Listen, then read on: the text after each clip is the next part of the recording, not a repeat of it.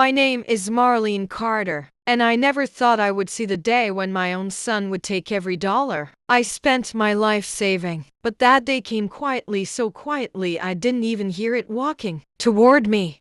It was a Saturday morning in my tiny apartment in Columbus, Ohio. I was sitting at my kitchen table with my usual cup of cheap coffee, trying to wake myself up before work. My knees were hurting, but that wasn't new.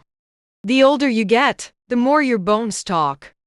I opened my banking app like I always do, expecting to see my usual balance. Not much, but enough to keep me breathing. Instead, I saw one number that made my stomach hit the floor. $0.0. I stared at it for a long minute. I honestly thought I clicked the wrong account. I closed the app, opened it again, still zero. I whispered to myself, No.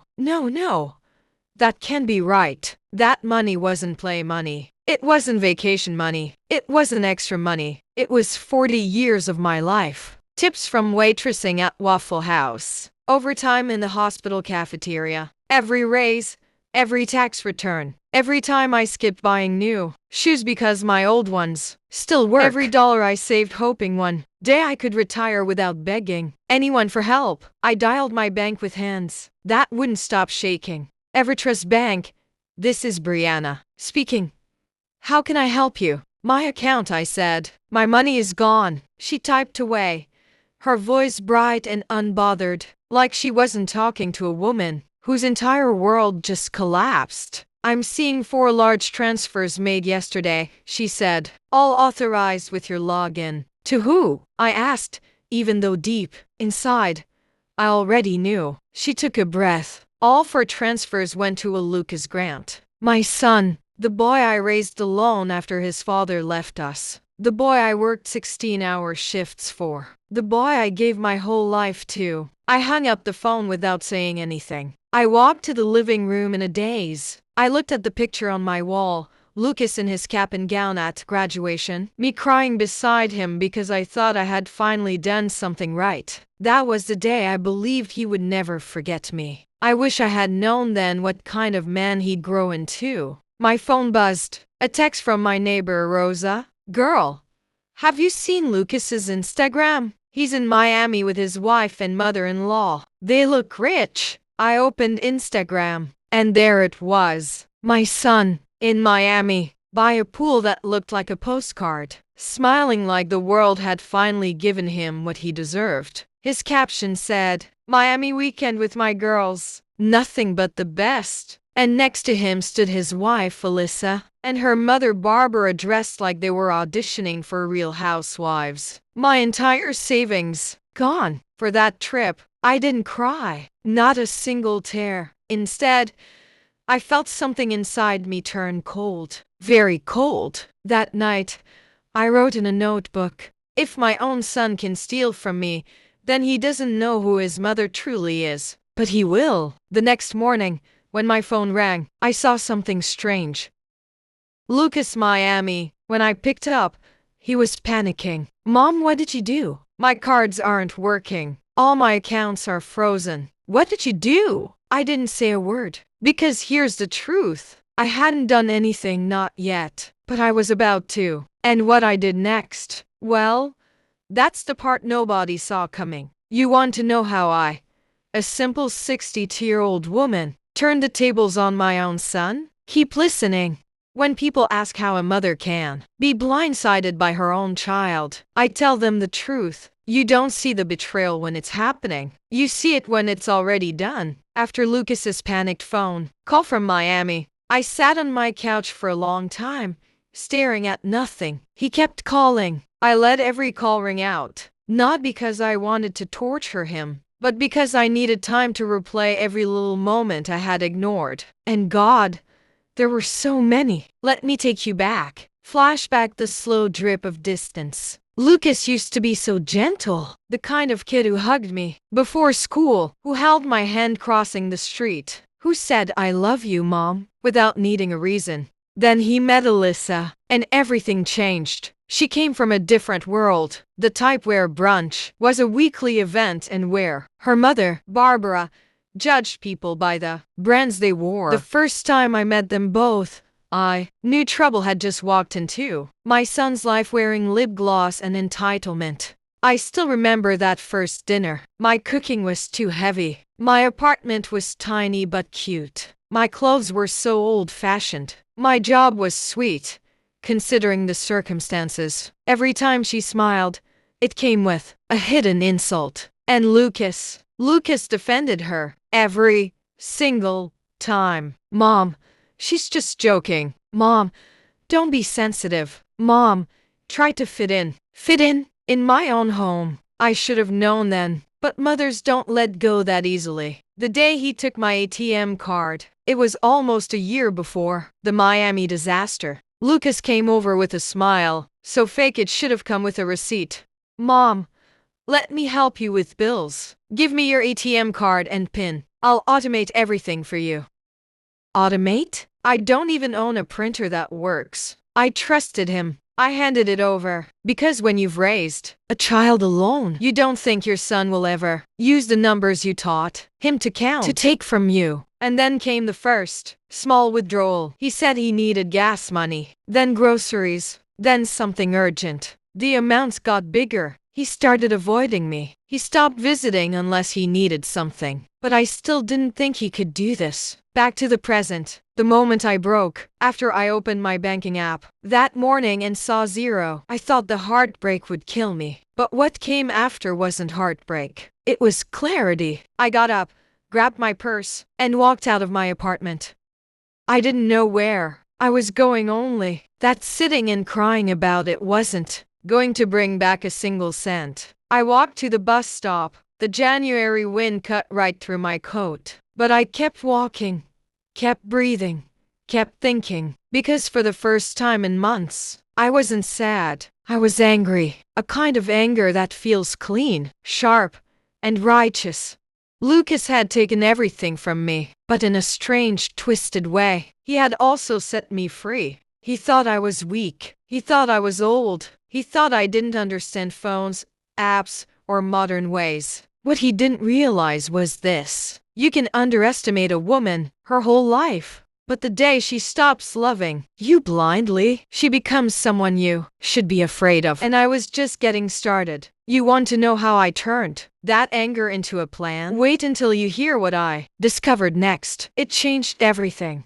I didn't go home right away after Lucas drained my account. Something in me refused to sit still. Maybe it was instinct. Maybe it was anger. Maybe it was the simple truth that when life pushes you into a corner, you either curl up or you push back. And I was done curling. I walked into the downtown public library, the warm air brushing against my frozen cheeks. I didn't go there often, but that day, it felt like the only place big enough to hold the storm inside me. I sat at one of the computers and typed slowly. How to report financial abuse by a family member in the US. Those words hurt to write. I never imagined I'd use abuse and family in the same sentence. But the truth doesn't change just because it makes your heart ache. Tons of articles popped up.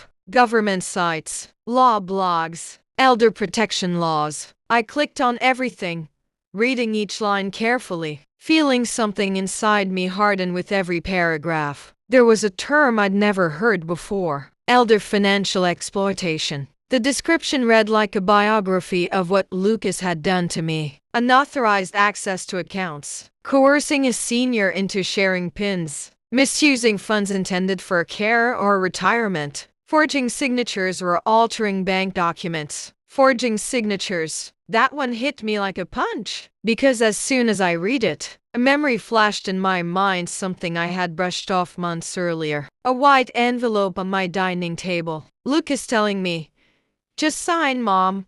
It's for insurance." Nothing big. Me scribbling my name without reading a word because I trusted him. My heart started racing. That envelope wasn't on my table anymore. He had taken it for processing. Something told me that paper wasn't what he claimed. I shut down the computer, rushed home, and started digging. Drawer after drawer, folder after folder. Old tax returns, receipts from the grocery store, Lucas's kindergarten art projects. Finally, in the back of my coat closet, behind a pile of sweaters I hadn't worn in years. I found a thin stack of papers inside a plastic sleeve. My name was on the top sheet. Bigger, neater, smoother. Too smooth. I recognized my signature, but it wasn't mine. It was a copy, a bad one. I flipped through the pages, my hands trembling. There it was, a power of attorney document, granting Lucas Grant full access to my accounts, property, assets, and legal decisions. And in his handwriting, under reason, he had written, "To help my mother as she gets older." I sank onto the floor right there, the papers scattered around me like fallen leaves. He was planning this, I whispered, my voice cracking. He was planning this for months. Every small favor he asked from me, every time he grabbed my mail before I did, every time he said, "Mom, trust me," it all made sense. The Miami trip wasn't a sudden decision. It was the celebration after the theft. He didn't just take my money, he legally tried to own me.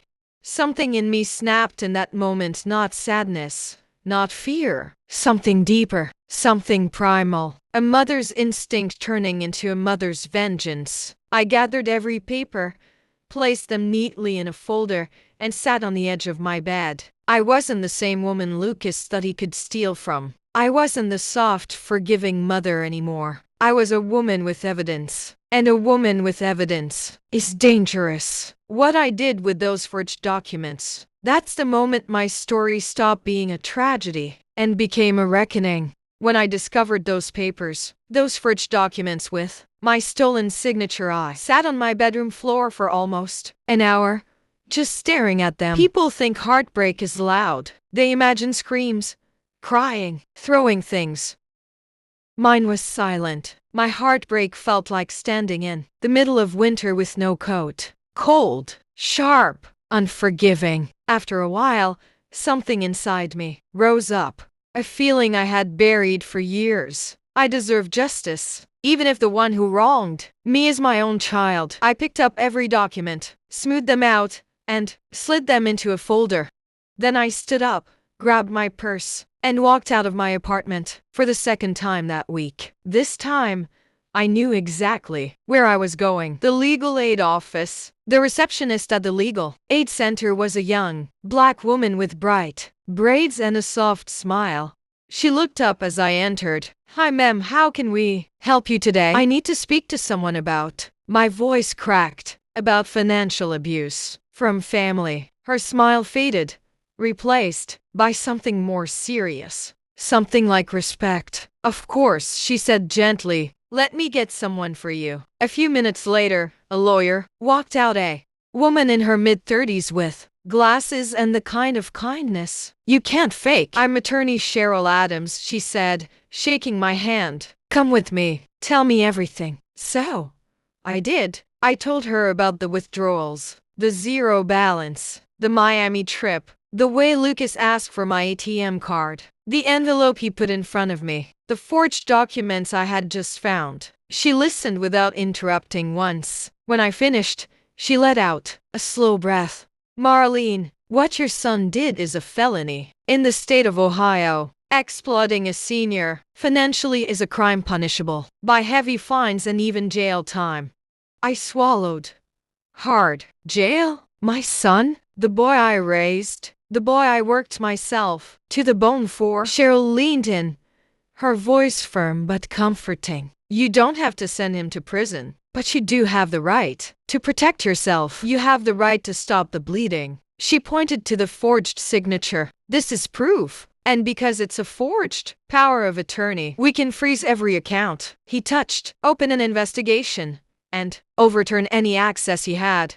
I blinked. "All of it? Frozen?" She nodded. "He won't be able to withdraw a single cent until this is resolved." For the first time in days, I exhaled fully. I wasn't helpless. I wasn't broken. I wasn't alone. I was a woman with a lawyer. She drafted an emergency petition on the spot. I signed it with my real signature. Strong, clear, unshaking. Then she submitted it to the county's Financial Crimes Division. We'll notify the bank within the hour, she said. The Miami charges, I whispered. Will he? She nodded. He'll feel it. A strange warmth spread through my chest, not revenge, not victory. It felt like reclaiming the part of me Lucas tried to take, my dignity. That evening, when I returned home, the sun was setting behind the buildings across the street, painting my window gold. I sat on my couch and waited, not for an apology, not for forgiveness, but for something else. Consequences. It didn't take long. Around 8:17 p.m., my phone buzzed. A text from Lucas. Mom, something's wrong with my bank. Call me.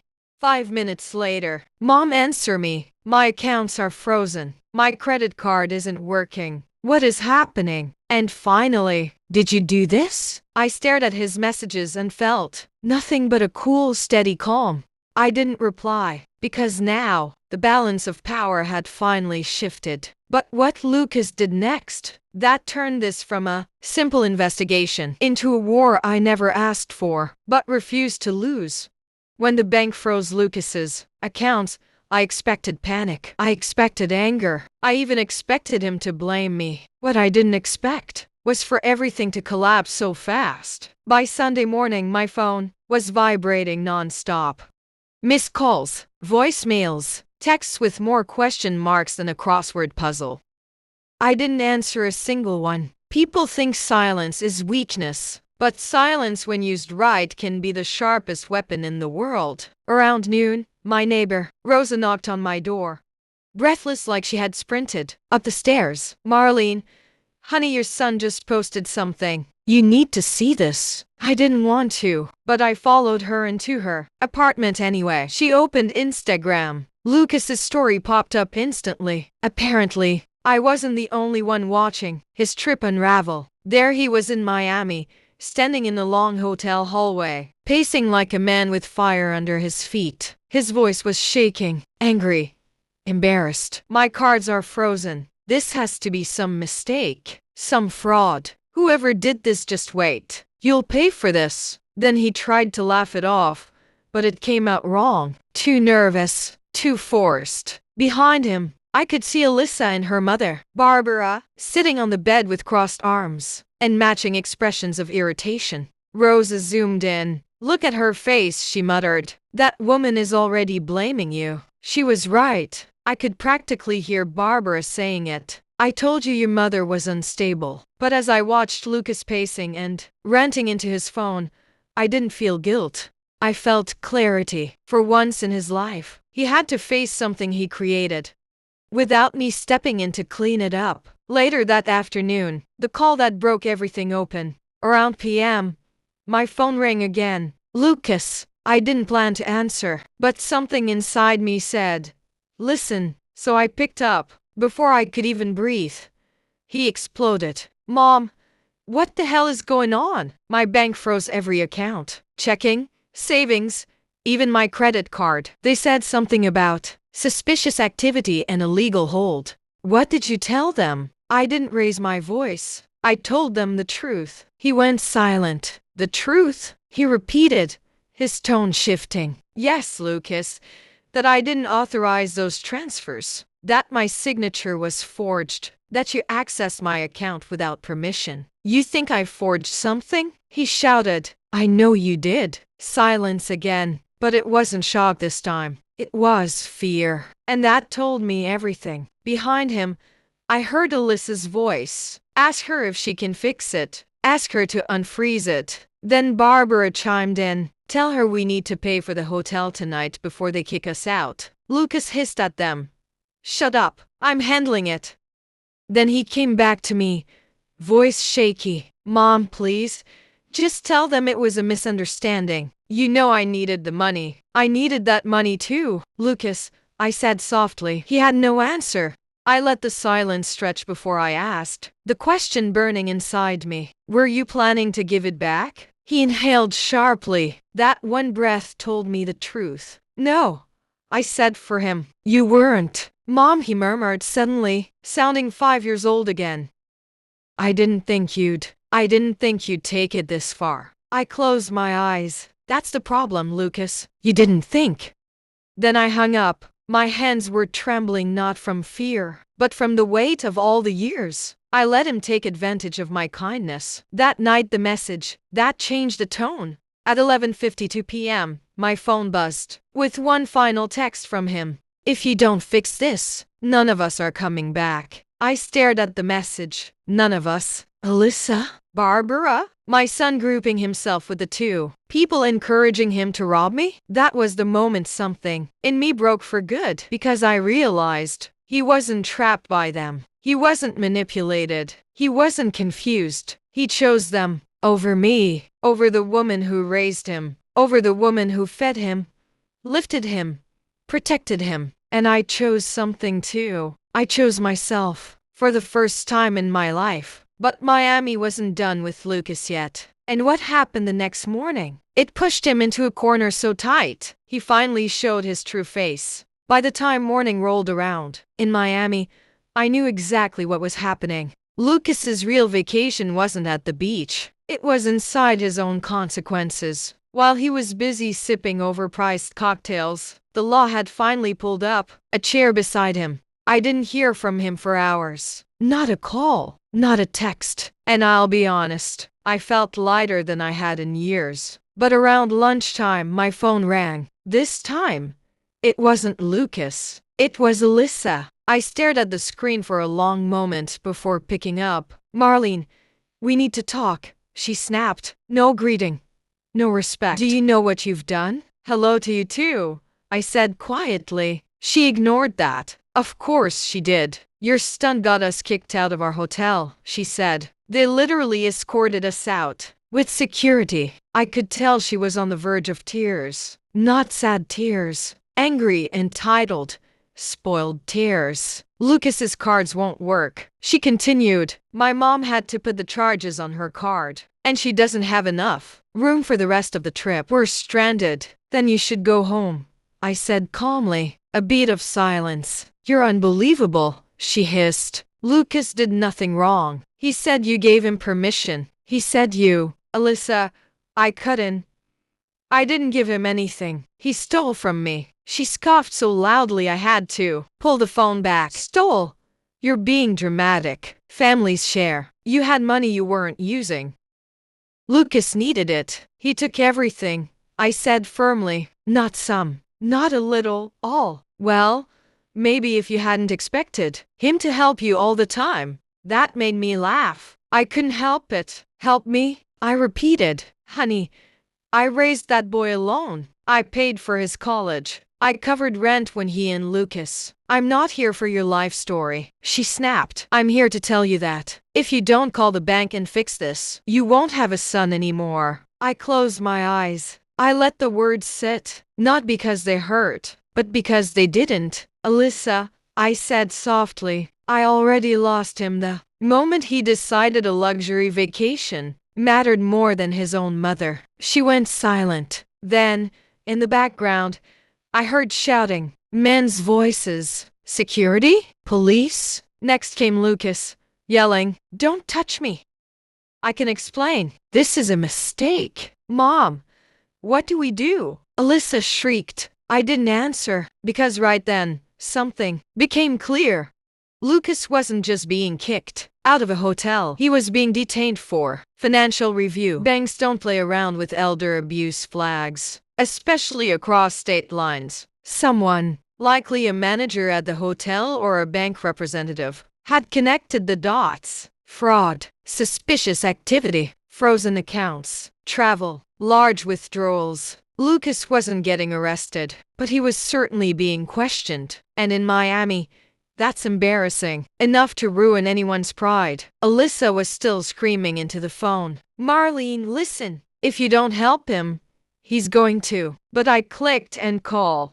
Just like that. My hands didn't shake. My heart didn't race. I stood up, walked to the window, and watched the people on the street below living their lives. Walking dogs, pushing strollers, going to work. Normal people. People who don't steal from their mothers. People who don't drag the woman who raised them into debt for a 3-day trip.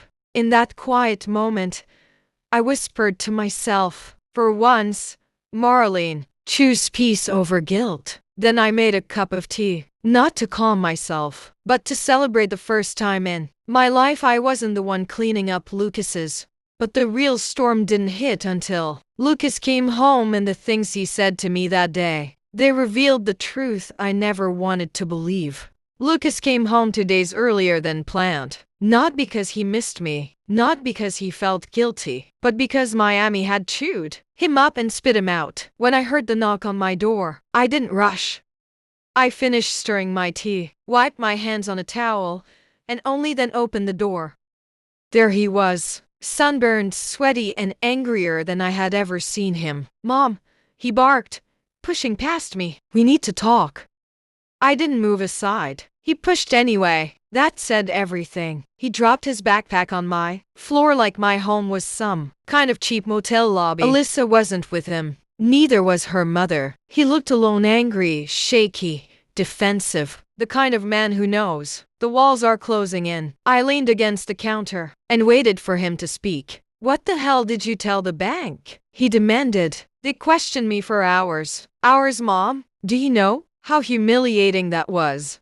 "I told them the truth," I said. "You told them I stole from you?" "You did," I replied calmly. He laughed, a cold, ugly sound I didn't recognize. "Unbelievable. I'm your son." "Your son, Mom? Families share money." "I needed it." "We needed it." "All of it?" I asked. "You needed every dollar I had?" He threw his hands up. "You weren't using it. You act like you're dying or something." That word hit me like a slap. Dying. As if my life was over. As if my dreams didn't matter anymore just because I was older. "I saved that money for my future, Lucas," I said quietly.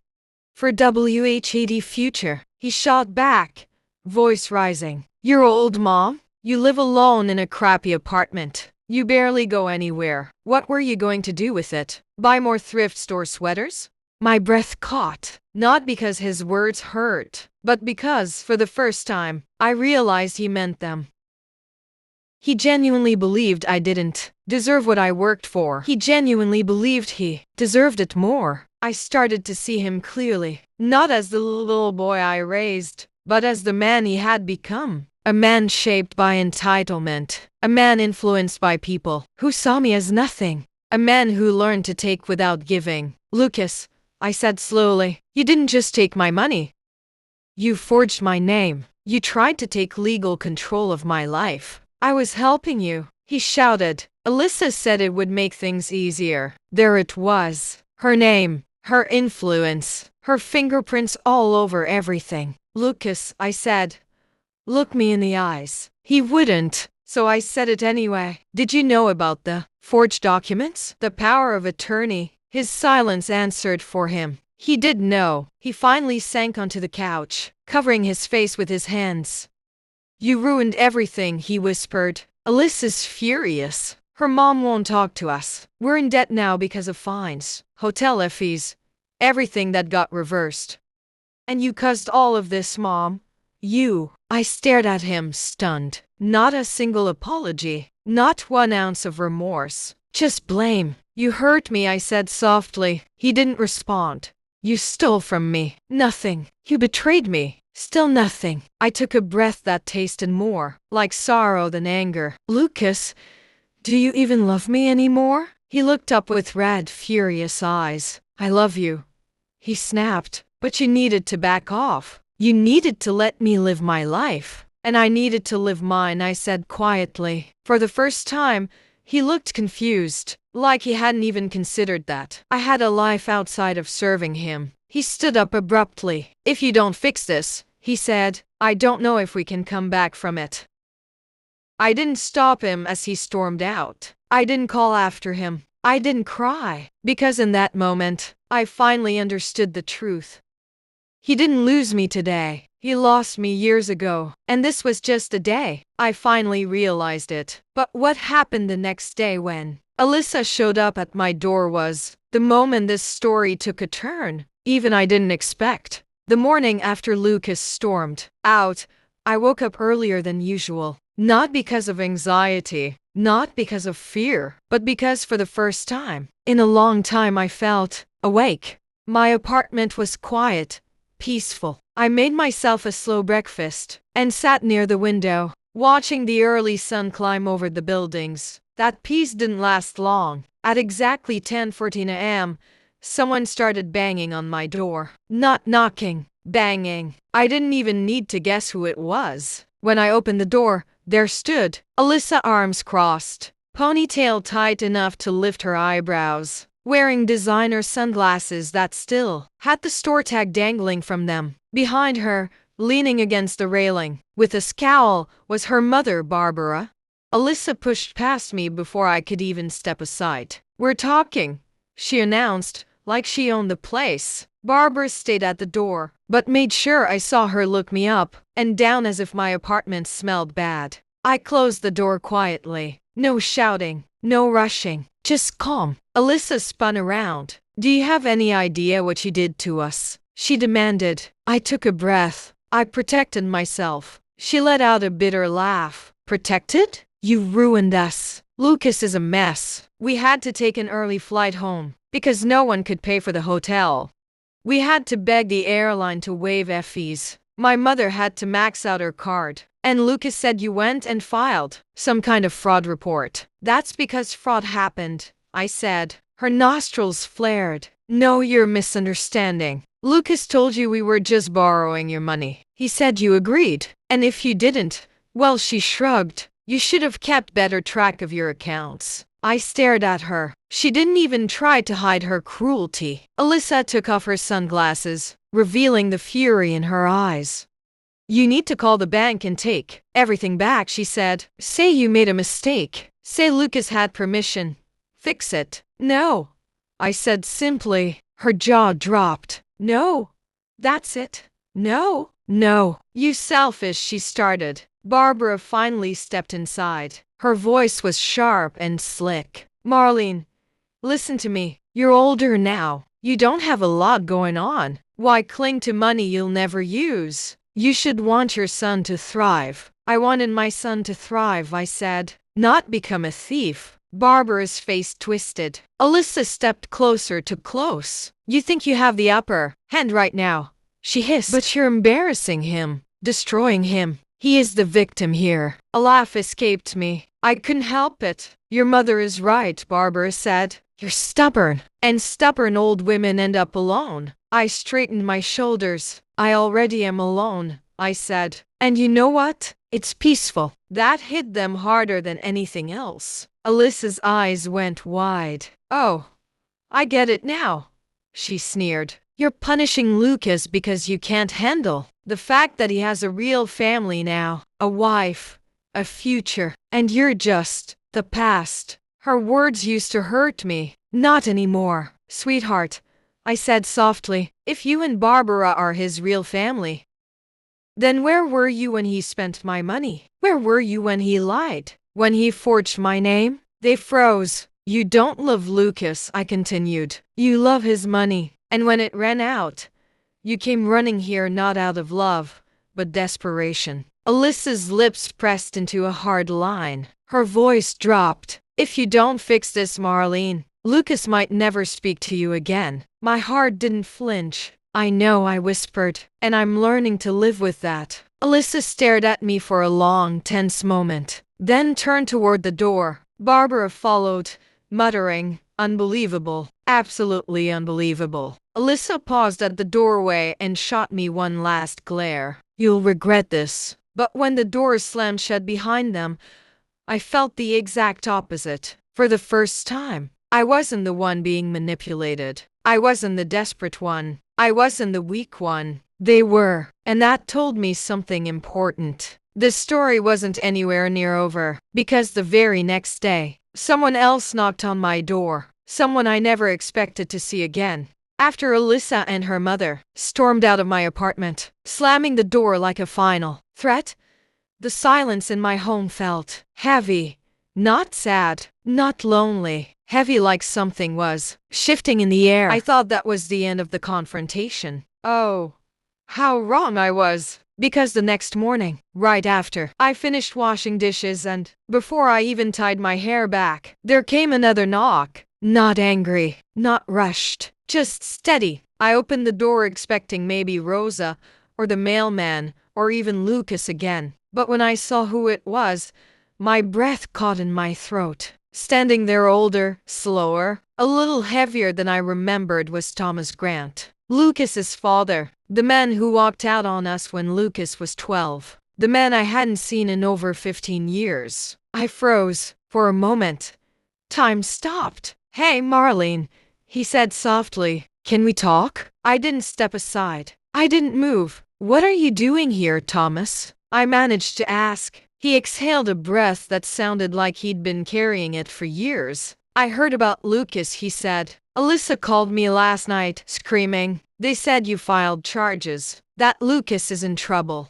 I had to come." I felt something twist inside me, anger, disbelief, something old and tired. "You had to come," I repeated, shaking my head. "Where was this urgency when your son needed a father?" He looked down at his shoes, like a scolded child. "I know I failed you both," he said quietly. "I'm not here to pretend otherwise. But when I heard what he did, Marlene, I couldn't ignore it. I crossed my arms." "Why?" "Because," he said, meeting my eyes, "Lucas sounds exactly like I used to be." For the first time, something honest flickered across his face. Regret. He stepped forward just a little. "Can I come in?" I hesitated, then nodded. Not for him, for answers. He sat on my couch, the same couch I used to cry on after he left. "I should have been there," he began. "For him. For you. I wasn't. And you carried everything alone. I heard what Lucas said to you, what he did, and it's my fault too." I blinked. I didn't expect that. He continued. "When Alyssa called me, she didn't explain much. Just said you turned against your own son and ruined their trip. But the more she talked, the more I realized she was leaving out the truth." I laughed softly. "She's good at that." Thomas nodded slowly. "Lucas has become someone who thinks the world owes him," he said. "And that started long before Alyssa. He watched me treat you like you were less. He watched me take and take, until you had nothing left. He learned from me, Marlene, and I hate myself for it." Something in my chest loosened. Not forgiveness, just understanding. I sat across from him. "Thomas," I said. "He emptied my account. He forged my signature. He took everything." He lowered his head. "I know, and I came here to tell you something important." I waited. "You did the right thing," he said firmly. "Freezing those accounts, filing that report, making him face consequences. If you hadn't stopped him now, he would have gone even further. You might have saved his life, Marlene, or at least the part of it that isn't destroyed yet." That hit me hard. "Do you think he'll ever forgive me?" I asked before I could stop myself. Thomas shook his head slowly. "Someday," he said. "But first, he has to forgive himself." We sat in silence. Two people who once loved each other. Two people who spent years pretending the past didn't happen. Two parents facing the same painful truth. We raised a boy who grew up broken, and now we were watching him break himself further. Before he left, Thomas stood at the door. "If Lucas reaches out," he said, "let him. But don't fix this for him. Let him crawl out on his own. It's the only way he'll change." I nodded, and then he added something I didn't expect. "You deserved better than what I gave you. And you deserve better than how Lucas treats you now." "I'm sorry, Marlene. Truly." Then he left. When the door shut, I leaned against it, hands shaking not from fear, but from a strange, quiet strength. Because now I knew I wasn't the only one who saw Lucas clearly. And that meant everything was about to shift. Because the day after Thomas left, Lucas himself came back. And this time, he wasn't angry. He was broken. I didn't sleep that night after Thomas left. Not because I was sad, not because I was angry, but because something inside me felt like it was shifting into place. Like a puzzle piece I'd been missing for years had finally clicked. For the first time since Lucas emptied my account, I felt steady, centered, clear. The next morning, just as the sun pushed through my curtains, there was a soft knock on my door. Not banging, not angry, just one gentle knock. like the person on the other side wasn't sure they deserved to be there. When I opened it, my breath caught. It was Lucas. He looked nothing like the man who had stormed into my apartment days ago. His eyes were red, his hair a mess, his clothes wrinkled like he'd slept in them. His hands were shaking. "Mom," he whispered, just one word. He didn't step inside. He didn't push past me. He stood there like a little boy who had lost his way. I stepped aside. He walked in quietly, sat on my couch slowly. Like if he moved too fast, he'd shatter. For a moment, neither of us spoke. Then, suddenly, he did something I had not seen in 20 years. He cried. Not angry tears, not frustrated tears, not manipulative tears, real tears. He covered his face with his hands and sobbed so hard his shoulders shook. I sat beside him, not touching him, just near enough for him to know I wasn't running. When he finally looked up, his voice cracked. "Mom, I'm sorry." I froze, because for days, I'd heard everything except that. "I messed up," he choked. I don't even know who I am anymore. I don't know why I did it. I don't know why I hurt you like that. I keep hearing your voice in my head asking if I love you," and he broke down again. "I do, Mom. I love you. I always did. I lost myself somewhere. I let Alyssa and her mom push me around. I thought I had to keep up. I thought success meant looking rich, acting rich, spending money I didn't have." He wiped his face, breathing hard. "And the whole time, the only person who ever actually loved me was you." My heart clenched, because every mother dreams of this moment. The one where their child finally sees them, finally understands them, finally comes home to them. He looked down at his shaking hands. "I'm scared, Mom. The bank is still investigating. My job found out about the freeze. Alyssa wants nothing to do with me. Her mother said I'm a financial liability. I don't know what to do." And then, he slid off the couch and fell to his knees, right in front of me. "Mom, please," he whispered, looking up at me with swollen eyes. "Help me. I don't deserve it, but I'm begging you. I don't want to lose you. I can lose everything else, just not you." I felt tears sting my eyes for the first time since this whole nightmare began. Not because I was weak, not because I forgave everything instantly, but because the little boy inside my grown son had finally surfaced again. I placed a hand gently on his shoulder. "Lucas, I'm not fixing your mistakes for you," I said softly, "but I'm also not abandoning you. You will pay back what you took. You will face the investigation. You will clean up the mess you made." He nodded quickly, desperate. "I will. I promise. Anything." "And Lucas?" I whispered. He looked up. "You will go to therapy. You will get help. Because this didn't start with Miami. This started a long time ago." He nodded again, tears falling onto the floor. "Okay. Whatever you say, I'll do it." I squeezed his shoulder. "I'm not saving you, Lucas. I'm giving you a chance to save yourself." He lowered his head into my lap and cried quietly. And for the first time in years, I stroked his hair like I used to when he was little. Not because he deserved it, but because I needed it. We stayed like that for a long time, in the silence of my small apartment. A broken son, a tired mother, a new beginning neither of us expected. When he finally stood up, his voice was steadier. "I love you, Mom," he said again. This time, if you want an epilogue, where I explain what happened months later, his job, the bank case, Alyssa, and how my life changed after all this, just say, epilogue.